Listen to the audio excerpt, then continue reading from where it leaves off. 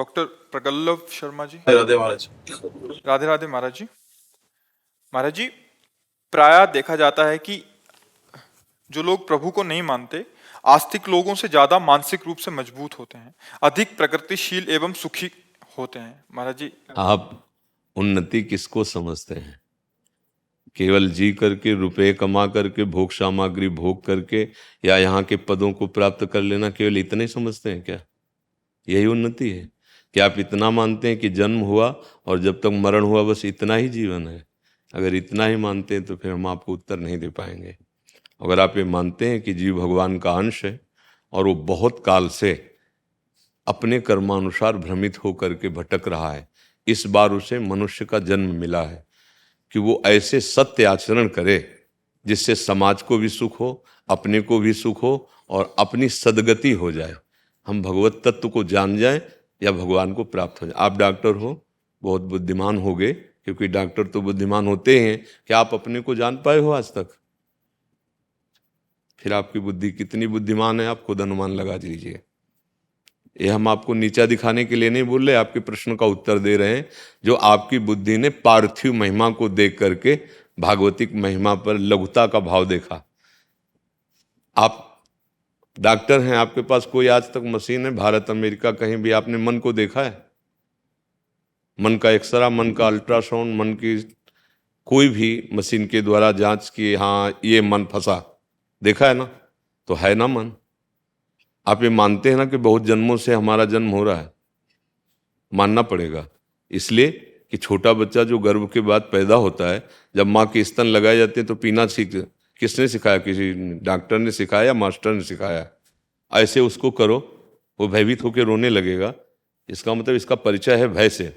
ऐसे करो, वो किलकारी माँ, इसका मतलब प्यार का परिचय है, मतलब पुराना है, वर्दी नई है इसकी। बच्चा नया शरीर धारण किए है, लेकिन वो बच्चा नहीं जो अंदर है, वो भगवान का अंश है। हाँ, अब तुम्हारे प्रश्न पे आते हैं। जीव के दो कर्म होते हैं, एक शुभ कर्म होते हैं, एक अशुभ कर्म होते हैं। जब हमारे शुभ कर्म का नंबर आता है तो चाहे जितना तुम पाप कर रहे हो तुम्हें दुख नहीं होगा, तुम्हारी उन्नति होती चली जाएगी, तुम्हारी सारी की सारी बातें बनती चली जाएंगी। और जिस समय तुम्हारा शुभ कर्म नष्ट होगा और वर्तमान का पाप और पीछे का पाप जो आपका जमा है, धज्जियां उड़ जाएंगी। ठीक से धर्मात्मा पुरुष अच्छे भाव से चल रहा है, कोई पाप नहीं कर रहा, पर पूर्व पाप का कर्म उसके ऊपर लागू हो चुका है। अब वो कितना भी सुकृत करे, अब उसको दुख, असफलता, विपत्ति ऐसा दिखाई देगा, पर वो हृदय से मजबूत होता चला जाएगा। सहता, अगर उसको सही सलाहकार ना मिला तो टूट सकता है, नहीं तो हृदय से मजबूत होता चला जाएगा। और जिस दिन उसका वो पाप नष्ट हुआ और पीछे का सुकृत मतलब पुण्य और इस समय का सुकृत एकदम वो प्रकाशित हो जाएगी। ए कल ये दुकान में बैठे अमुक कार्य कर रहा था, आज ये हो गया। समझ रहे हो? ये कर्मों का हिसाब है। एक जैसे किसी को आखिरी बिल्डिंग पे ऊपर चढ़ाया जा रहा हो अपराधी को, तो ये मत समझो कि इसको हवा देने जा रहे हैं, ऊपर से पटकने जा रहे हैं नीचे। तो पापाचारी को जब आप उन्नतिशील देखना ना, तो समझ लेना ये ऊंचाई से जाके ऐसा पटका जाएगा, किसी काम का नहीं रहेगा। तो हमारी बात प्रार्थना मान लीजिए, इस असत खिलौने को आप खिलौना मत समझिए। दूसरे उदाहरण में आप ज़्यादा बुद्धिमान है इसलिए समझ सकते हैं। आपको जैसे इस देश में भेजा गया है, यहाँ सब कुछ आपके पास है, लेकिन जहाँ से भेजा गया उस देश में जब आपके जाने की तैयारी होगी तो यहाँ का एक बाल भी नहीं ले जा पाओगे। बुद्धिमान कह जाओगे? यहाँ से जब तुम्हारा ट्रांसफर होगा तो यहाँ का एक बाल भी नहीं ले जा सकते तुम, सुई की नोक भर कुछ नहीं ले, तो बुद्धिमान कह जाओगे? पूरे जीवन भर कमाया, सब संबंध बनाए, रिश्ते नाते, और जब चलने का समय आया तो ये कपड़ा भी उतरा लिया गया, ये भी उतरा लिया। अब क्या बचा? जीवन। अब जो पाप और पुण्य कर्म के वो भोग, सत्संग के द्वारा जब सावधान हो जाता है कि नहीं। एक बार हम कहीं सुनाया सत्संग पे कि जब सिकंदर अपना नक्शा, तो कुछ साधु सामने जब उसका पूरा समाज आ रहा था और वो विजय श्री को गर्व प्राप्त किए हुए, तो आके ऐसे नाच रहे थे साधु। ओ बात बन गई, बात बन गई, ऐसा बलवान तो देखा नहीं। तो जिसकी प्रशंसा की जाए तो फिर आदर भावना बनती है। वो उतरा, फकीर थे तो सलाम किया उसने, क्या चाहते हो? तो उनका, आप तो बादशाह हो, बड़े वीर हो, हमारे फटे कपड़े रहते हैं तो हमारे पास एक सुई धागा है, उससे सिल लेते हैं, तो जब परलोक जाएंगे तो वहां ये सुई धागा हमें आप दे देना। तो उनका, तुम पागल हो क्या? कहीं परलोक में कुछ जाता है? बोले सच्ची तुम्हें पता है? बोले तो फिर क्यों इतनी हिंसा करता है, फिर क्यों ऐसा करता है? जब सुई धागा भी नहीं जा सकता तो तू ये क्या वैभव, क्या ये रत्न सब लेके जाएगा? होश उड़ गए और उसने अपने आदमियों से कहा, जब सिकंदर का शरीर छूटे तो विमान से ऐसे हाथ निकाल देना कि कुछ सिकंदर लेके नहीं जा रहा है।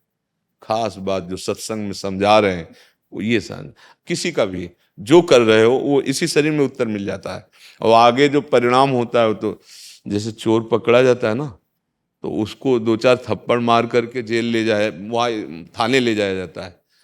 पर अब ये 2-4 थप्पड़ उसके दंड नहीं हुए, असली तो धुनाई जो होगी वो अंदर होगी, और वो भी उसका पूरा दंड नहीं हुआ। फिर इसके बाद उसके कपड़े ठीक करके उसको दवा खवा पिया के एकदम, और फिर उसको हथकड़ी डाल के, ये भी नहीं हुआ। इसके बाद सालों मुकदमा चलेगा, फिर आजीवन कारावास। और घटना कितनी थी? 15-20 मिनट का अपराध। जैसे लोग कह देते ना कि भगवान इतने जन्म क्यों चलाते हैं? 40-40 वर्ष मुकदमा चलता है, फिर उसको फांसी है जीवन की। 40 वर्ष तो ब्याज में उसके व्यतीत हो गए जेल में, इसके बाद सजा हुई। अपराध बहुत बड़ा होता है, वो ऐसे किनगे के किनगे निकलते चले जाते, फिर भोगना पड़ता है। तो हमें ये लगता है कि हम अपनी बुद्धि को कंट्रोल करते हुए अच्छे मार्ग में चलें, अच्छा आहार करें, और कहीं ना कहीं ईश्वर है। जब कृति है तो रचना करने वाला भी तो होगा। कृति माने रचना, तो प्रकृति है ना, तो परमात्मा इसका रचनाकार है ना, मानते हो ना? तो उसकी शरण हो जाए, और वो कहीं और दूर नहीं, आपके हृदय में ही है। अच्छे आचरण, इन बुरे लोगों की उन्नति को देख करके ऐसे सोचो कि ऊपर चढ़ाए। हाइड्रोजन जब ज्यादा फोकस मारे तो जाना फ्यूज होने वाला है। अपनी वाट से ज्यादा वो पावर से प्रकाश दे तो खुश मत हो जाना, वो फ्यूज होने वाला है। तो ये सब फ्यूज होने वाले हैं। महाराज इनका एक और था कि वो ज्यादा बुद्धिमान होते हैं, मानसिक रूप से ज्यादा मजबूत। हाँ, हम बताते हैं तुम्हें, इसका भी उदाहरण देते हैं। एक बच्चे को माता पिता रोज समझाते थे, गेम मत खेल, पढ़ा कर। 12-13 वर्ष का था। एक दिन पिता ड्यूटी से आए, वो गेम खेल रहा था, मारा एक थप्पड़। इतनी बार कहा गेम मत खेला कर, तू पढ़ाई का समय है तेरे। वो अपने दोस्त से बोला जाएगा कि हमारे पिताजी ने तो हमें थप्पड़ मारा, कहा गेम ना खेला करो। हम तो बोले फिर क्या? बोले पिताजी की बेइज्जती करना चाहते हैं। बोले कैसे करोगे? तो दोस्त ने कहा हम बताते हैं, एक छोटा सा कैमरा लो, जहाँ तुम्हारे मम्मी पापा रहते हैं ना, वहीं इसको फिट कर दो, और बस तुम वो हमको दे दिया करना, हम उसको वायरल कर देंगे, भारी बेइज्जती हो जाएगी।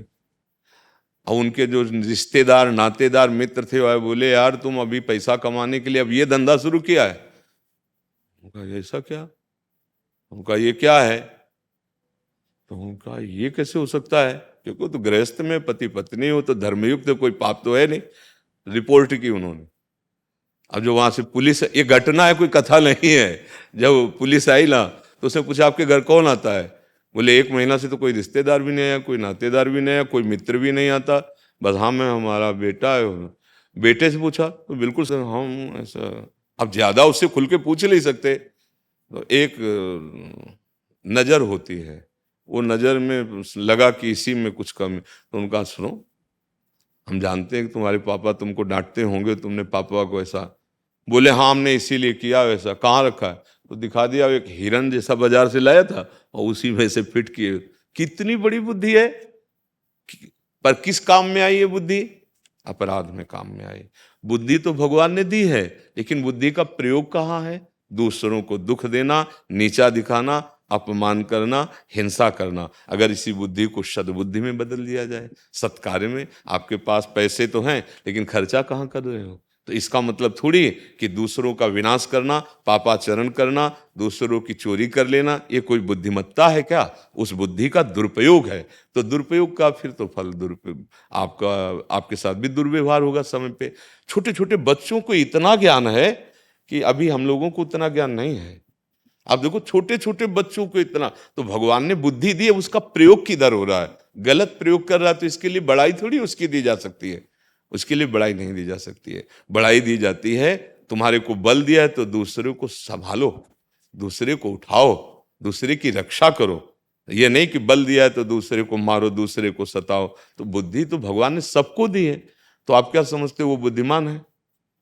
आपकी दृष्टि में उनको बुद्धिमान कहते हैं जो दूसरे की चोरी कर ले, हिंसा कर ले, बेविचार। आजकल भैया इसी बात का सम्मान होता है, कलिकाल है, सच्ची बात मान लो। अगर वो ऐसे गंदे कार्यों में थोड़ा उन्नतिशील है ना तो सभा में सम्मान होता है, आओ भाई, और उनकी पार्टी होगी, उनका स्वागत होगा। वो धर्म से चलता है ना, उसको चाय भी नहीं पिलाया जाएगा, अपमान किया जाएगा। अब सत्य वस्तु को तो समझ पाना थोड़ा कठिन ही है। तो इसलिए भाई हमें तो लगता है कि ऐसी बुद्धिमानी से तो बुद्धि ना हो तो अच्छा है। जो बुद्धिमानी दूसरे का अहित करे, दूसरे को दुख दे, दूसरे की हिंसा करे, वो तो बुद्धिमानी नहीं कही जा सकती है।